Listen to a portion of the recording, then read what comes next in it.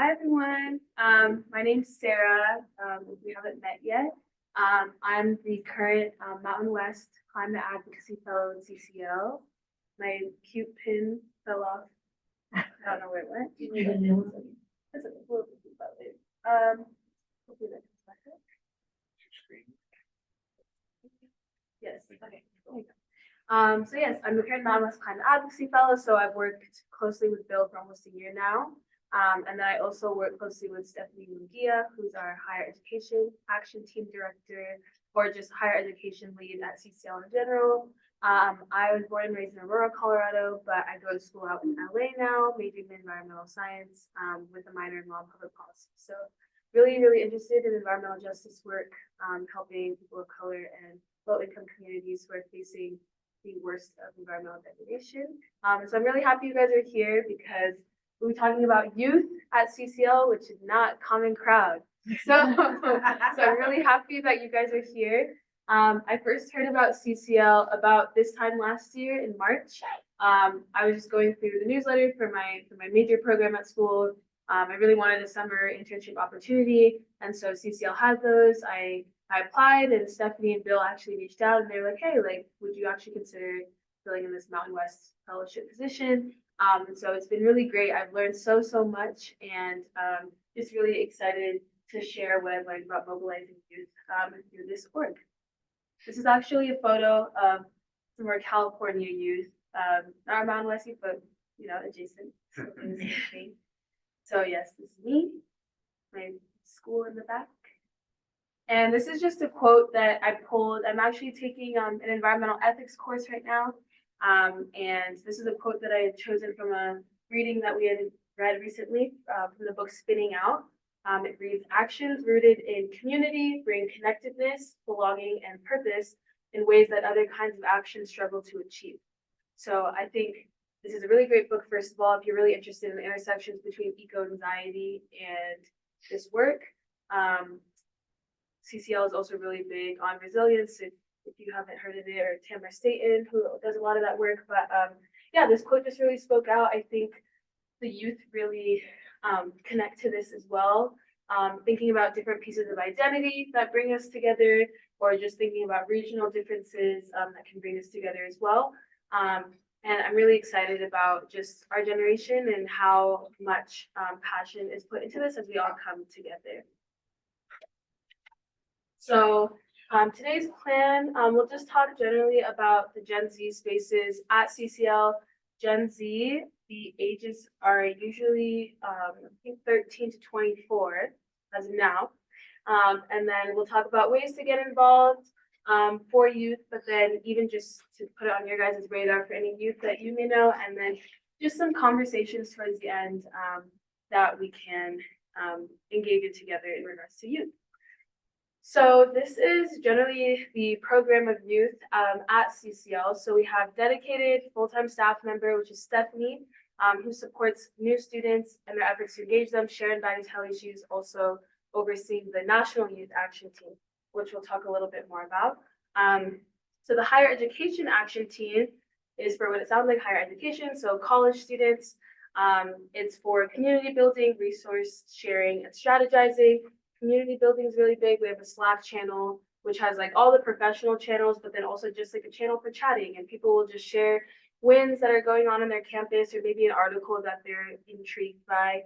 Resource sharing, the campus leaders, which I'll talk a little bit more about, but the campus leaders across the country who have their own CCL chapters on their college campuses, they share a lot of resources, whether it's how do I table at this involvement fair at school, or I don't even know how to get people engaged and start talking about climate. And so I'm really glad that is built in, and you can, me as a student at USC can talk to a student all the way at Tufts in Boston. And so that's a really great way that we have just the online connection for.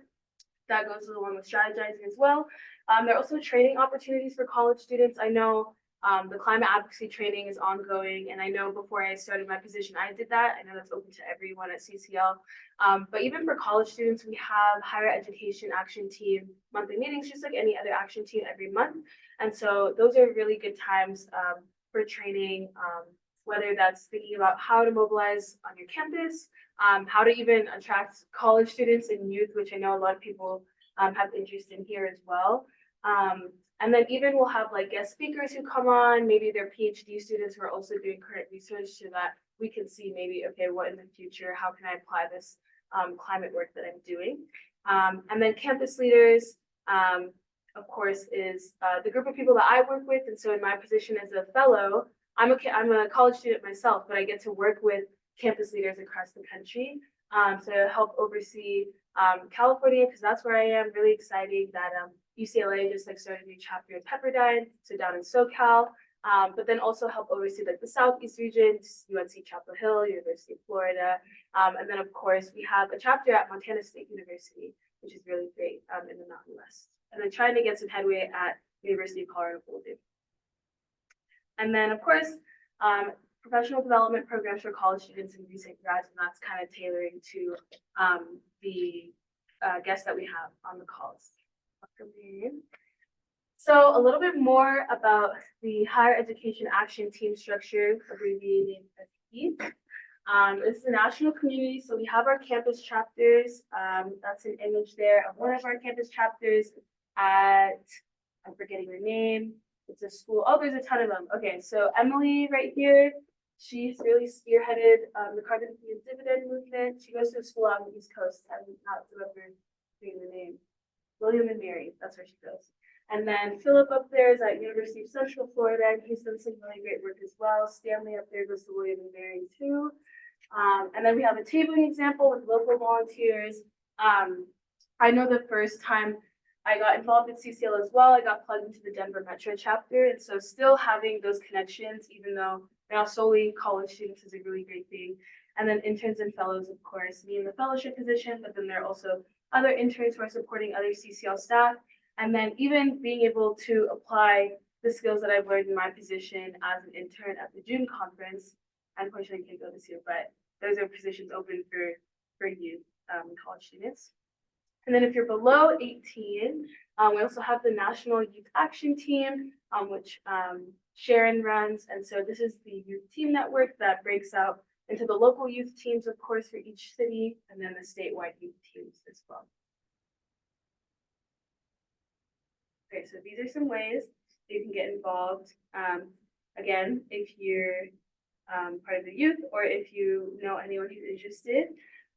So of course, registering for CCL conferences, this includes the June conference and the regional conferences as well. Joining the local CCL chapter is very, very helpful. I know, I feel like if someone starts going, a younger person starts going, then more people will be more encouraged to go.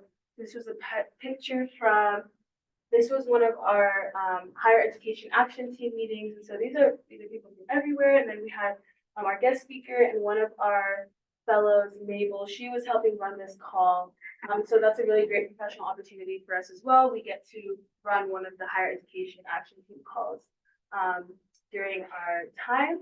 And then as well, joining the HEAT call and then starting a campus chapter is always an option for any interested college youth, especially if they've plugged into their local chapter, so wherever they're going to school, because that can be very, very helpful.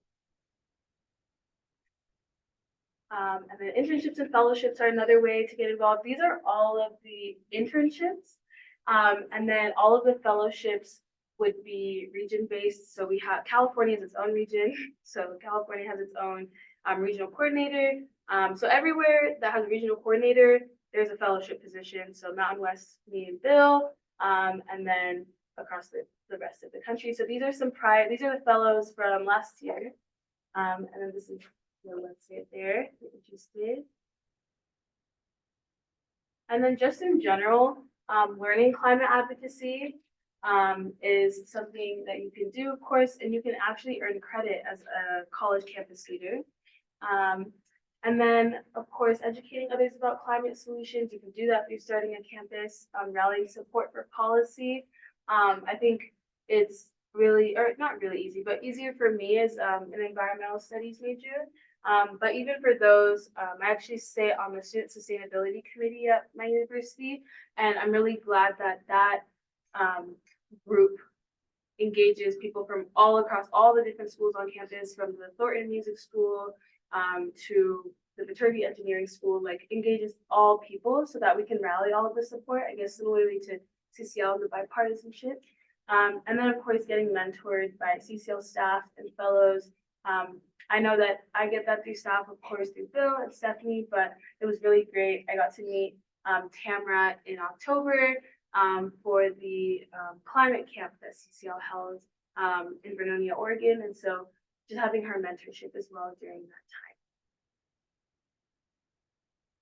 Okay, so before we move on to this, I want to do a quick little activity that I was supposed to do at the beginning, but I jumped in. So can everyone stand up for me? And we're just going to do this really quick activity because I don't like sitting in the chairs all the time. So we're going to just run a little like agree/disagree spectrum. So this far left side will be that you completely agree. And the far right side to my right, all the way towards that door, will be you completely disagree. And you'll just stagger yourself along this continuum based on the prompt that I give. Does anyone have any questions? One more time, agree. Agrees over here. She said agree. So we've already been allocated agreeers, so we should be standing over here. No, I'm gonna take it. Oh, okay. The first one is, I know how to take climate action with you. You agree, you disagree, or you fill in. Maybe I'm in the middle.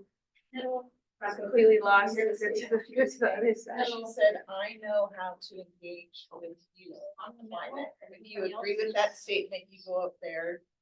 If you disagree, you stay down. Yes. I'm going toward the end. We were forced to go through. Okay,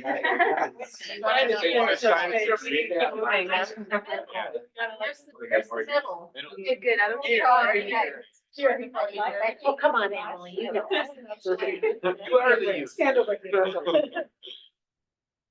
Okay, is everyone solidified? Yeah, we- Okay.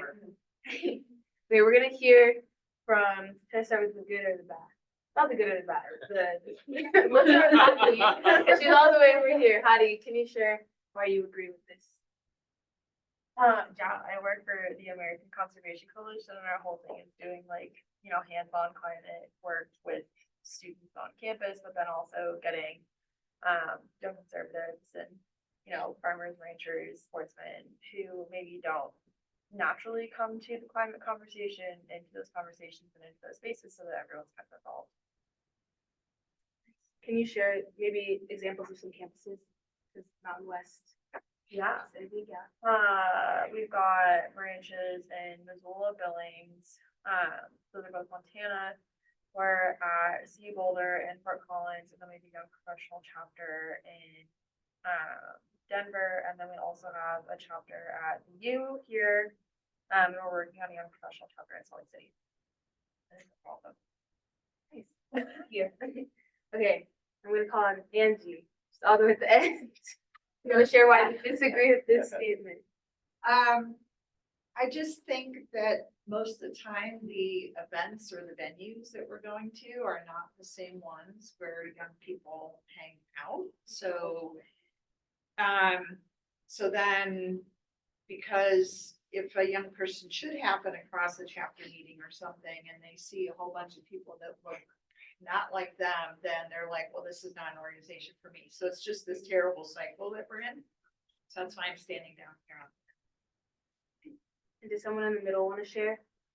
Yeah, go ahead. I try to work with students at Utah Tech University in St. George, and we meet on campus, and we have a student intern, and we have been total failures at getting students involved.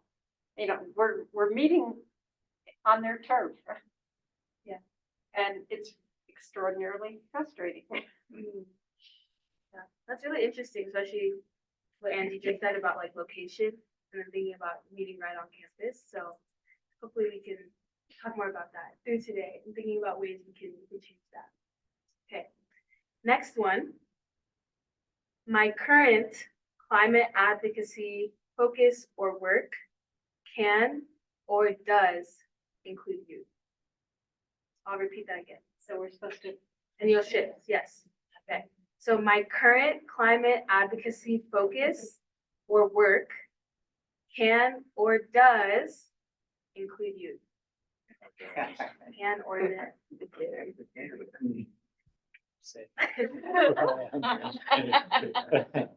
Okay. Okay, now we'll start with disagree. You want to go ahead and share at the end of the Sure. session? I'm Carly, by the way. I'm really new. I just started in December of last year. So really all I've done is the writing workshop, this event here, and a few meetings. So I haven't had the chance to incorporate youth. I have been looking at jobs where I would be working with you. So it is a hope, but I'm not there yet. And then you want to go ahead? Very end. All Not right, having you, yes. yes. Yeah, so I am over on this side because I'm actually the Ogden City Sustainability Coordinator, so it's city we're all in right now. And we have basically a citizen sustainability committee. And that has 3 slots on it for high school students to be on that committee. And it is not an advocacy committee, but it is, they're like a sounding board for the mayor and the council. And so they've got a lot of potential influence there to operate and work on sustainable projects. But as of right now, we do not have any of those 3 spots filled. So working on it, but we do have that available to Ogden City youth or high school students, I should say. And then someone in the middle again. Want to share?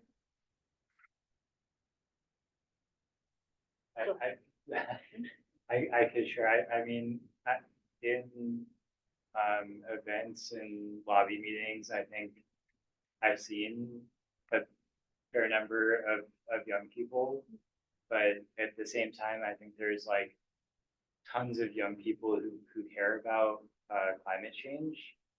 And CCL as a whole like tends to trends toward like not young people. gray hair. I'm sorry. We retired people have the time and energy, you know? I wish I could like take, I mean, I went one time to like a Fridays for Future event, and there's like so many young people who are like so passionate, and like I wish I could take that energy and like direct it into like politics where they can make like I think a huge impact. No, it's a really good point. The last one is just for fun. The name Greta Thunberg rings a bell. Oh, agree.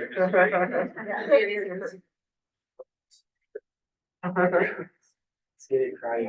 Okay, I'm gonna put a twist in then. I'm gonna mention another name, okay, because I love her.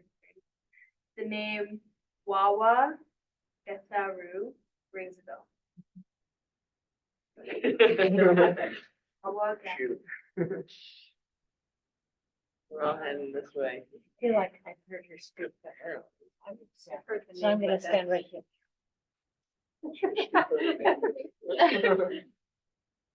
I just put that one in for a twist. I admire Greta Thunberg very much, and I know I literally looked up for this question. I was like, who's the biggest young climate advocate? Her name came up.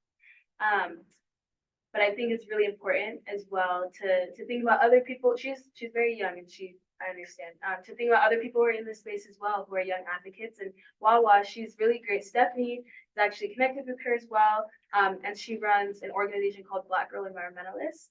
And it's a really cool space. I know I'm a little biased, but it's in order to just get more Black women involved in the climate space, in the climate just realm. So whether there's another organization, if anyone has heard of the name Christy, her last name, but these like big green like collectives that are trying to engage people who aren't always in the space to have opportunities to be in the space. And so she's done a lot of great things with even the Sadie Collective. They're an economic group that tries to get more diversity within the space as well. I can plug a lot of those in there, but that was just something I wanted to try and see. Okay, so everyone can take a seat. Thank you for participating in that.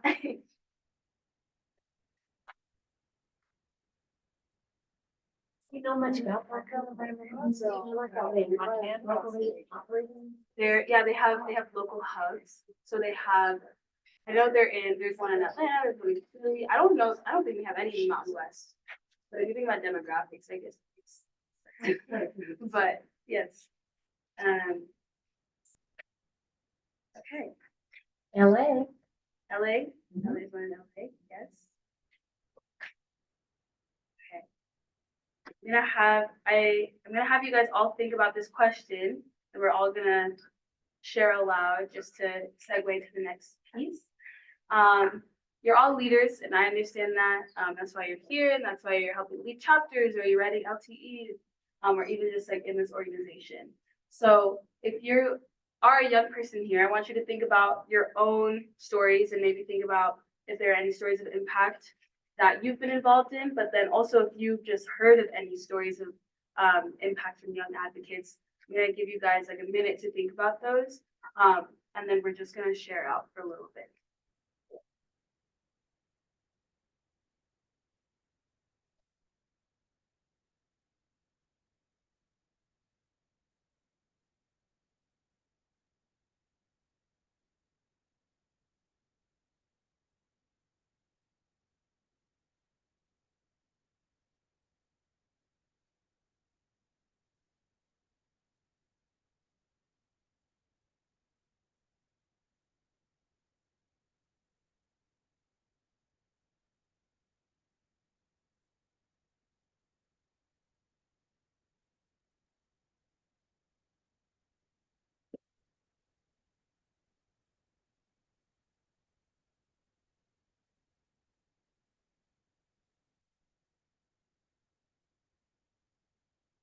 Before we share this out, found some other orgs that I can also mention at the end, that I follow on LinkedIn, so really love them.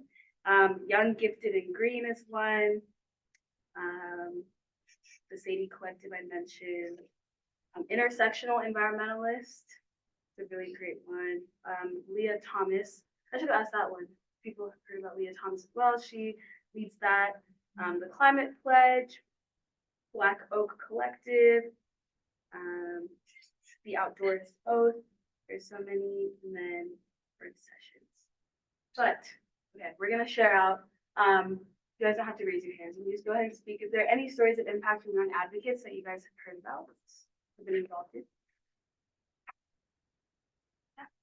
In my first or second year as a CCL volunteer, our chapter helped 3 young people go to the national conference in DC and lobby, and they all shared back how that impacted their thoughts about what they were going to do with their lives. And only one of the 3 really stayed involved with that chapter for several years after that, but they all went into some form of climate work. And one of them I just reconnected with like 6 months ago because she's now a staff member for our local environmental justice organization. And so it just made me feel so happy that our chapter birthed something that's spreading out. Yeah, Emily, go ahead. So, there hasn't been much impact yet, but I think it will based on what's going on so far. So basically, me and my friends, he says that he did it all, but I don't do that. We started a club called the Nature Club. Okay. And basically its goal is to get kids involved in being passionate about what they love. So like people would come and he'd hand out sign up forms, and they would go and sign up for the Nature Club, like saying, like, I'm passionate about nature, I care about the environment, stuff like that. So my friend, he made a website, he did all of this, and he's planning on starting hosting activities where like people get to go, and it's sort of just more fun activities to teach people about nature and so that they can just learn more. But yeah, that's basically it. Nice. I really like that. I think if there's a tip about anything, activities are really fun or events. And I think even like, for example, the Montana State chapter, college chapter, they just had like a bowling night, and then people showed up and they did that, and that was something that they did, and it was fun. And of course, the conversation about climate can come up, but even if you're just forming those relationships with young people, I think is a great thing. Is there one more person that wants to go before we move on? Yeah. I don't know, I just came in, so I don't know if you've already mentioned, but in Utah, the resolution, climate resolution that I mentioned with Senator Weiler, that was first written by Logan High School students. Run by Jack Green. There you go. His- I remember that. Great. I had no idea. Yeah, and one at the local level as well, Logan Utah. So it started at the local and then we went to state. Both cases were successful. A lot of it was pure luck. 2 years at state level, yeah, the influence of some Republican legislators, but I got that. Nice. So I think this intergenerational thing, elders mentoring youth, I think is critical in some cases at least. And I've done that again and again and again, found great success. Plus enjoy a lot because of their energy, creativity. Yeah. it's really- Hey, oh, I like that you said that intergenerational work. Yeah, it's really important. And I'm really glad. I was expressing to some people yesterday that you know, it can be hard when maybe like young people aren't involved, and it's like, wait, but this is your future, you know. That people who are still older are still like engaging this work and trying to pull young people into it. So I really appreciate that. Yeah, it's great. Congrats. Okay, we're gonna talk about some successful strategies for engagement, or ways that have panned out in the Mountain West region, locally, statewide, and then of course nationally. So I bear with Joanne. We ran 3 Las Vegas, Nevada calls. We're doing one too later this month. There you go. So this is one way on the local level.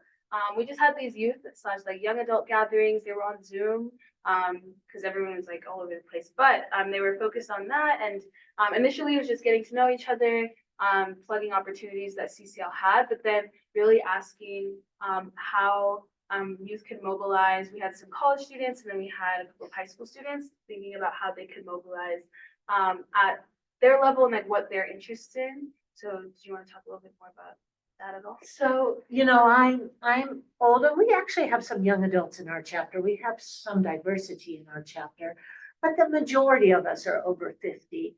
And I've had the experience where young people come and engage for a short time, and I think they have that sense that this isn't really my people or my group. And I don't know by myself as a group leader how to necessarily provide that, but I wanted to make sure that we had a space for young people to feel comfortable. So we're just trying that out so that they can kind of learn from each other. And one outcome of that is actually the Reno chapter got some scholarship funding, and they're sending at least 3 or 4 University of Nevada, Reno students to the June conference. And I'm hoping maybe those students can come back and start more presence on campus after that. But, you know, I live in Las Vegas. It's a very big metro area with lots and lots and lots of high schools and several higher ed institutions. And if there's one student here and one student here, they feel isolated. So I'm just kind of searching for ideas for how to bring people together so they feel like they have their own communities. I don't really know the answer. I think something else that I wanted to mention, I know this wasn't specifically tailored towards youth, but in January, I know some of you were on it. There was a diversity and inclusion call tailored towards the Mountain West. And so Karina does really great work. If you haven't connected with her, please do. She's amazing and very sweet and really passionate about this work within CCL. But especially, I think coming from a youth perspective, I'm a young Black woman in this space. That's not very common. And so I think coming into the org, like recognize that right away. But it didn't like disempower me in any way. I think in any way or in anything, it really encouraged me. And so I think going in and leading this call, I was really encouraged by the conversations that happened. just spotlighting different organizations. We had an Indigenous representative from the the Women from the Mountain organization.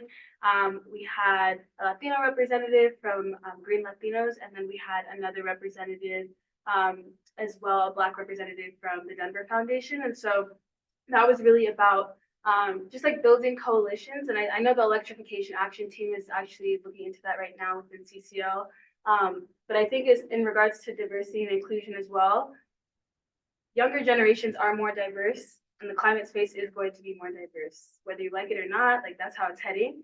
And globally, people of color are the global majority, and globally, countries that are not on the same, I guess, technological advancements and developments are facing the worst environmental degradation. And so getting these people involved are, I think, is one great big way to get the solutions asked, to make sure that when you're lobbying your members of Congress, you're engaging everyone in this work, and thinking about how bills that will be passed or anything that's implemented will help impact people on like a global continuum. Of course, we think about the U.S., but thinking about all the people that are being involved and benefited there. So I'm just very passionate about that. On the state level, of course, Held versus State of Montana. This is a really great win, and I just couldn't believe they did this.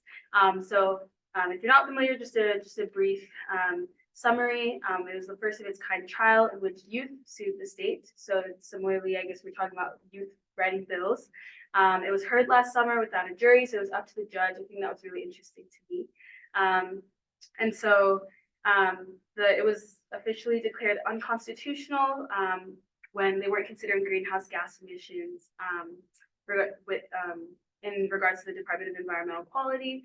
And so I was just really empowered by this. I think just because they were using their voices and they were getting integrated in this work, the youth plaintiffs, they testified, including Dr. Lori Byron, who's a co-chair of our Montana CCL chapter.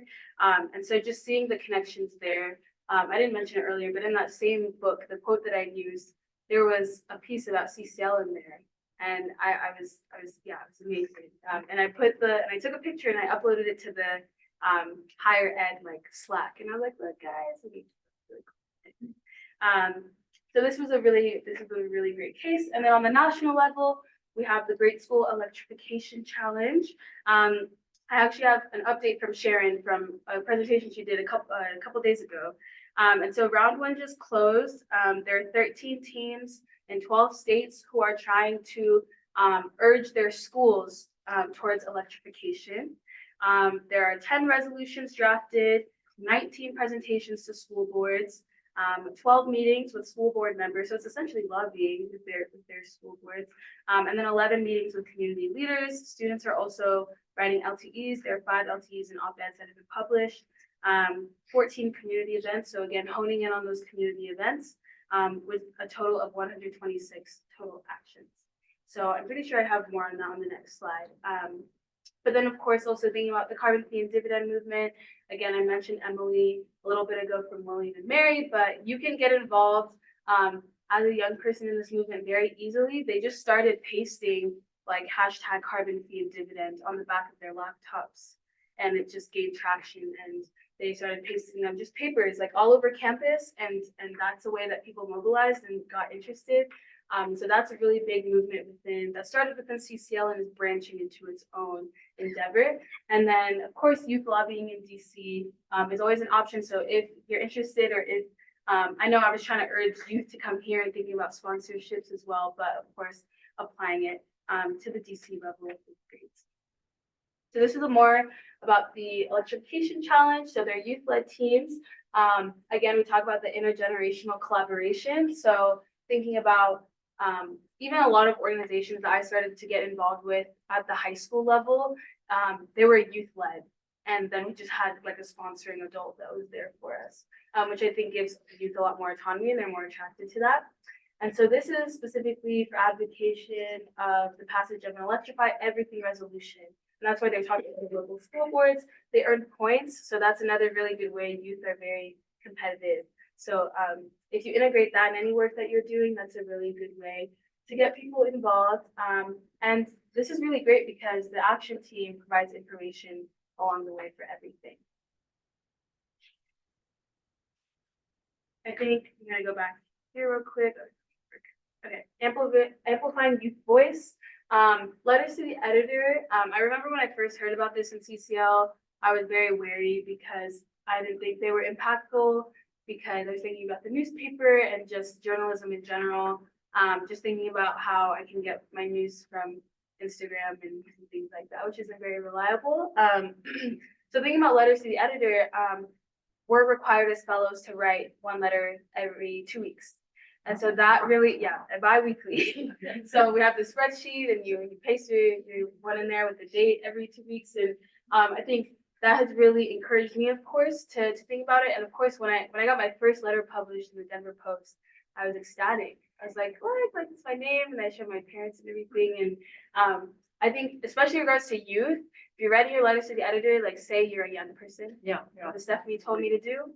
And I remember in the last one that was published in the LA Times, I said, as a student, or in my last environmental class, and or as an environmental studies major, and that was like in my first sentence. So I think that really, again, amplifying youth voice, making sure that they care about it and that they're still interested in the press and the weight that that carries. And then, of course, you all know about the climate conversation campaign or goal that CCL is trying to get at, but especially with youth, there's the Climate GOAT campaign. GOAT stands for greatest of all time. You didn't know. But there's this really cool campaign that we're having youth run in order to leverage the power of young voices to get out the climate vote. So it's very synonymous with the climate conversations, but especially among young people. The LA primaries were a couple of weeks ago, even just amongst everyone. So I remember I was on campus, and my parents had mailed my ballot out from Denver actually, so I still vote over there. And I was walking back with some friends from church, and I was saying like, "Hey, did you vote?" Because he's from LA, and he's like, "No, I'm not gonna vote." And I asked why, and he just like it doesn't matter. And it does. These are young people too, so there's still young people who don't even know the power of their own voice and their own vote. And so this Climate GOAT campaign is really a way to amplify that. So we're really encouraging young people to talk to their friends and family about why climate is their priority during elections. So this is a really cool graphic that someone on the team made. We also had like 3 rounds of script reviews to make sure that people can just refer to these. And they, again, like the National Youth Action Team with the electrification challenge, they don't have to do like any work at all besides just like listening, active listening and being willing to talk to people in their lives. So again, this is a collaborative between the 2 youth parts of CCL. And then again, the competition, you can earn awards along the way. Okay, so for our next several minutes, we are going to, again, get up, just stand in place for a second. And I'm gonna ask you to find someone. This may be hard, so if you can't, we'll figure it out. But I'm gonna ask you to find someone from a different state. And if you can't do that, we'll figure it out. And we are going to think about, okay, we've talked about all these things that CCL is doing, but we're going to frame it in regards to the specific policy areas of CCL and thinking about maybe you are a young person in this room and you can offer your own perspective to this, but if not, just stepping into a young person's shoes, thinking about all of the, I guess, issues that they're thinking about right now, or thinking about how other policies are impacting them. For example, if we think about affirmative action, or if we think about just other, I guess, policies that have been taking place. Just stepping into that, maybe you think about mental health, whatever you think about when you think about youth, social media, all these different things. And we're going to frame it within CCL policy and maybe consider why youth would care about a certain issue. So first, I'm going to have you guys find someone who's from a different state, and when you guys are ready with your pair, just put your hand here.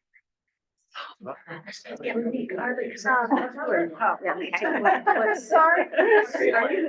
Well, I'm from Colorado. Are you too sweet? Out of bed. So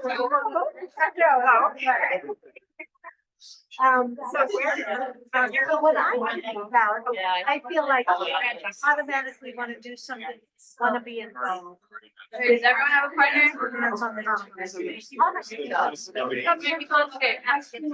don't have a partner, just find somebody, even if they're from Utah, you're I feel like I'm better. I'm gonna send you the first. We're supposed to be listening to you. We're supposed to be listening. Yeah. You guys are excited. Good. Okay. The very first question, I'm gonna give you guys 2 minutes with your partners each, and then we're gonna rotate. Okay. So you guys are gonna be talking about what does a price on carbon, or how does a price on carbon benefit you? And I think to help frame that question, thinking about maybe the future, maybe thinking about infrastructure that's already here, like EVs, maybe how that'll change the market. I know when Tesla first rolled out, I was like, oh, I'm gonna get Tesla, and now, I don't know what's gonna look like in 10 years, So how does a price on carbon impact you, whether now or in the future? Okay, 2 minutes. So. Okay. I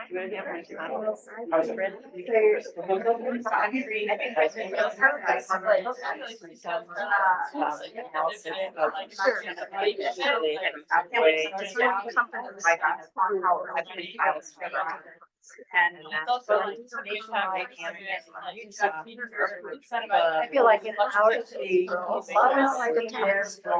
love there's a large impact. Carbon relates to the economic. You though also see that how fast they are. And most have a very easy to plan. So Canada's gonna progress. We explain, here's your benefits. Oh, okay. Or the care of the community benefits. Otherwise, we're subsidizing. Yeah. Oh, They're very. They also have, So. moving.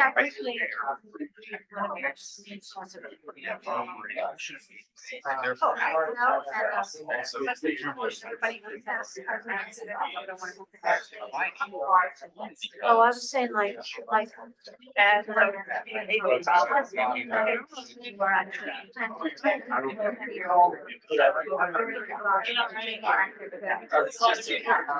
Something to say at the end of the day, we can see.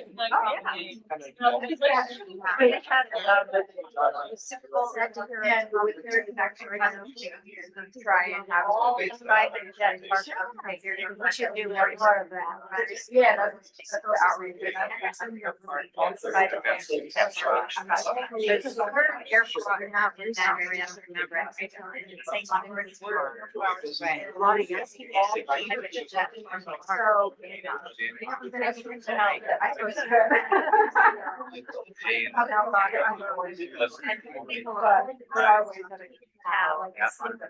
Yeah.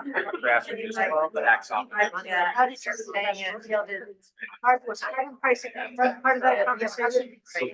Later. I think it might be interesting. The idea of a price on cars that are in CCL or. And then. So I'm absolutely low. So I have. Pretty sure. Yeah. What I wanted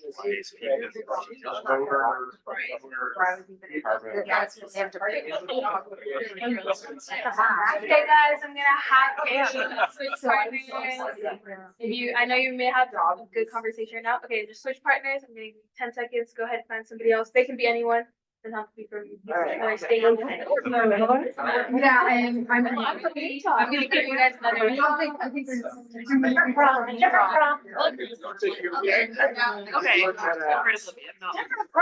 Guys, I'm gonna get a new one. I'm gonna get a new one.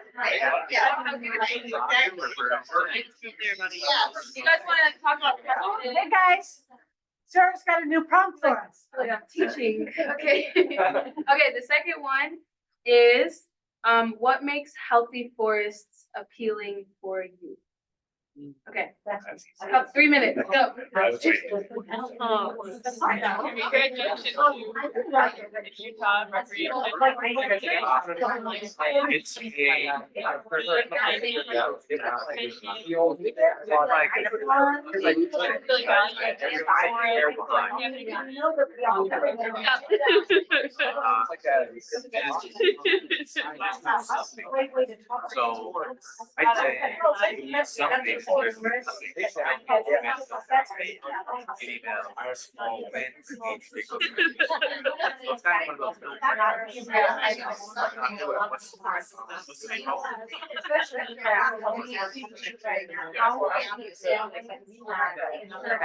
Right, or in like.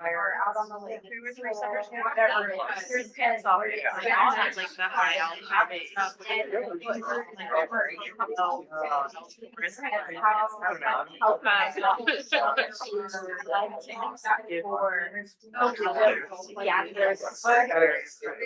What he's been I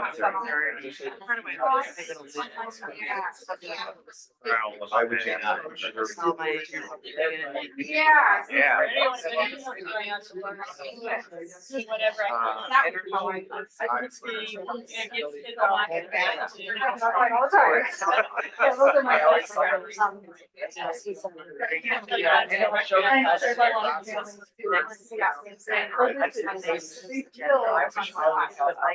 was big city, with friends, just occasionally that I could go out and I did. Yeah. You look at it, you're like.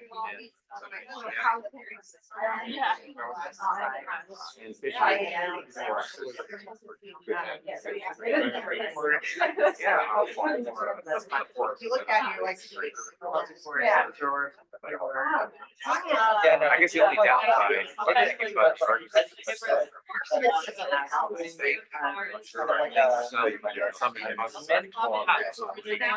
Okay, one more, find a new partner, and everyone raise your thumb up when you're ready.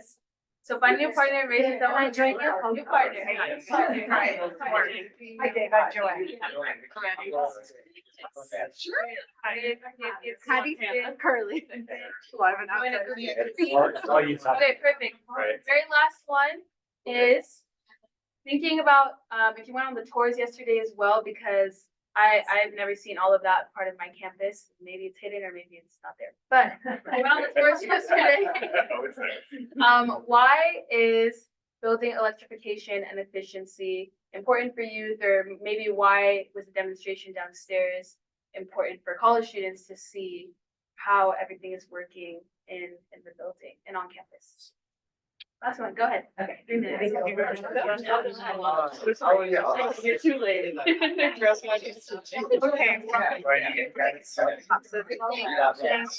We originally had planned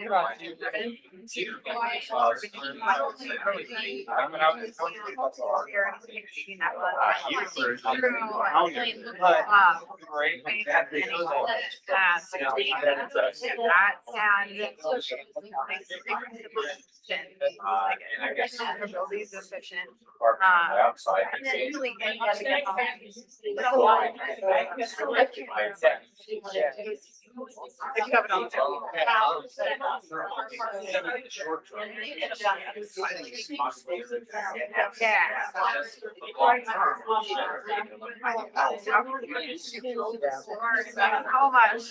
I'd have to start.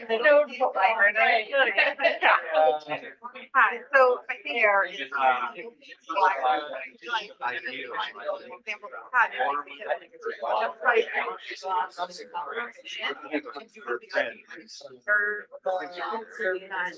My community, or any of the schools.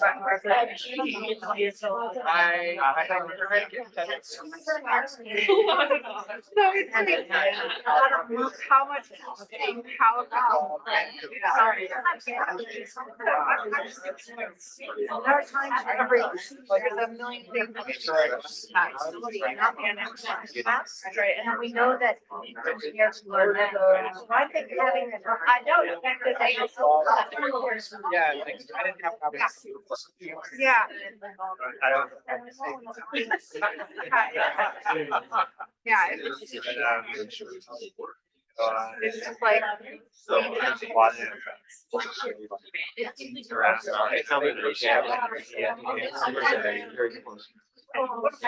They also knows that. Yeah. So you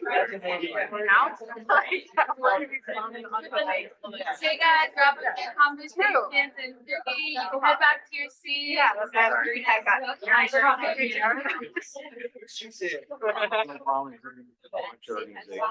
In one.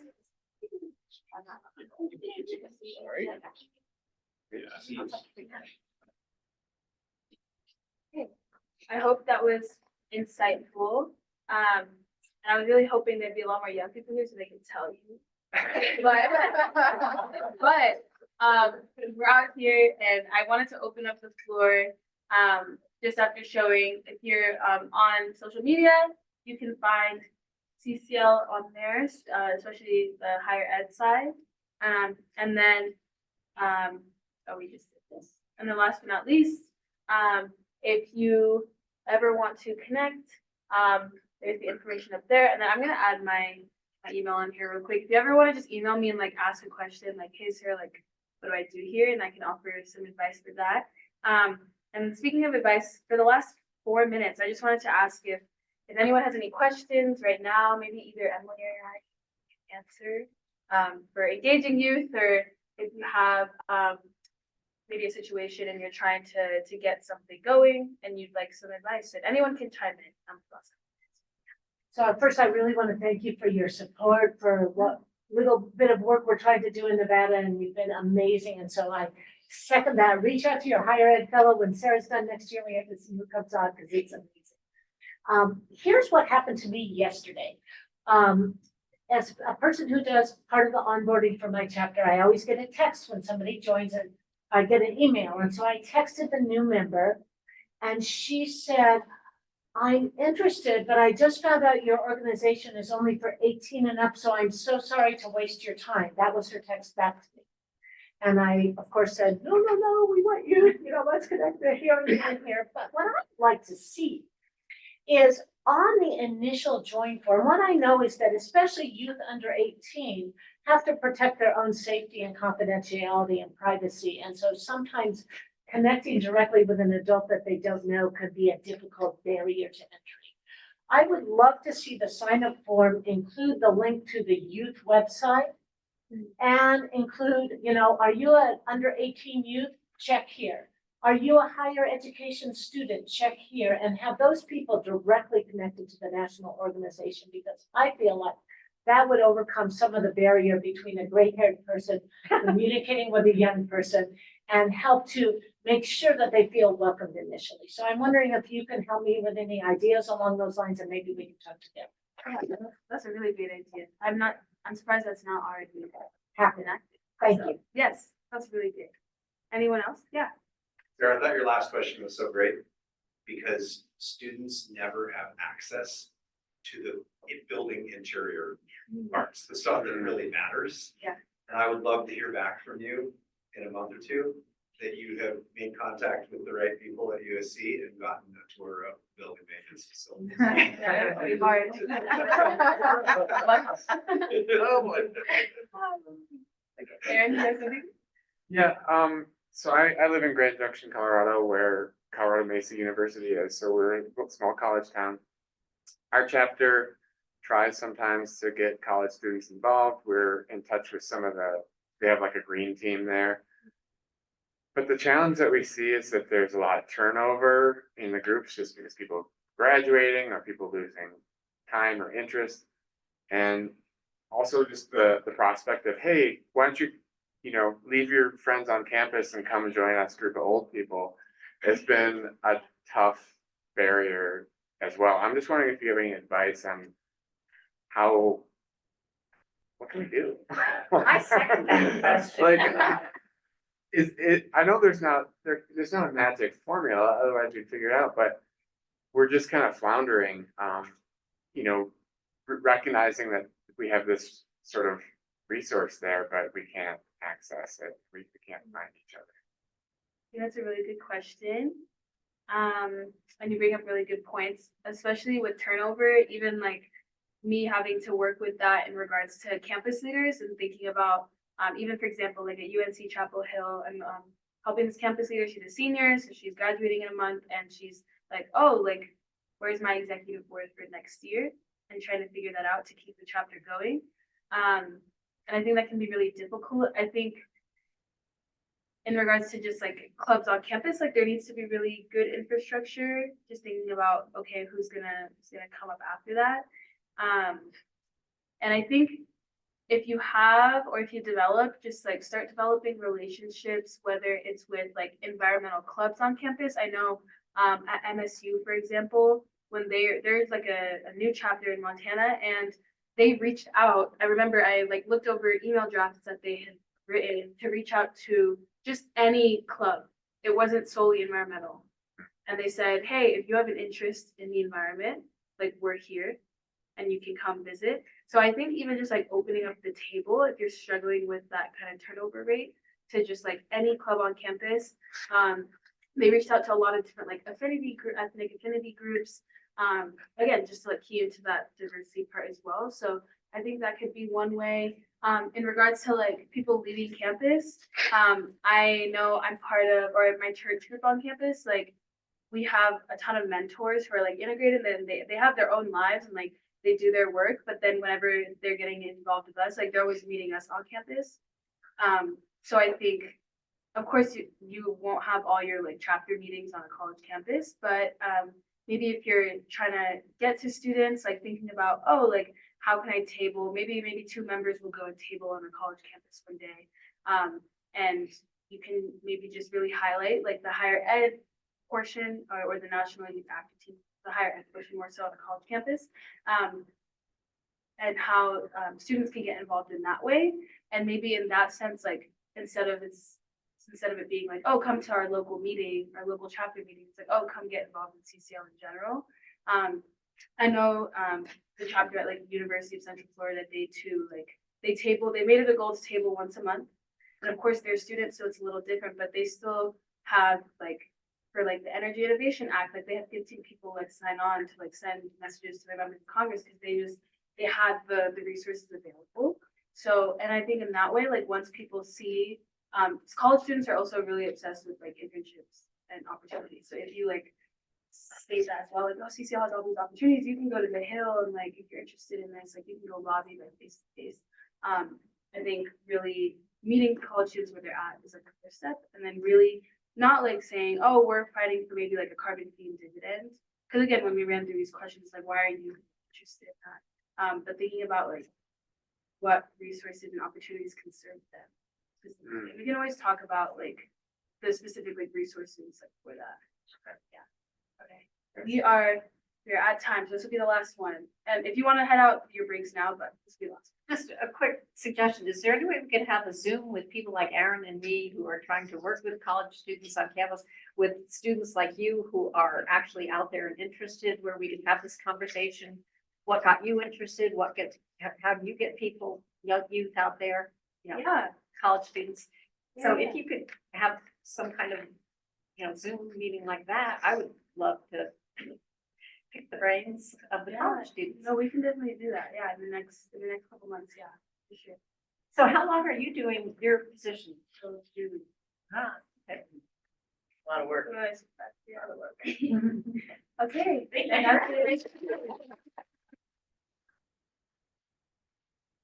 Great. And then we have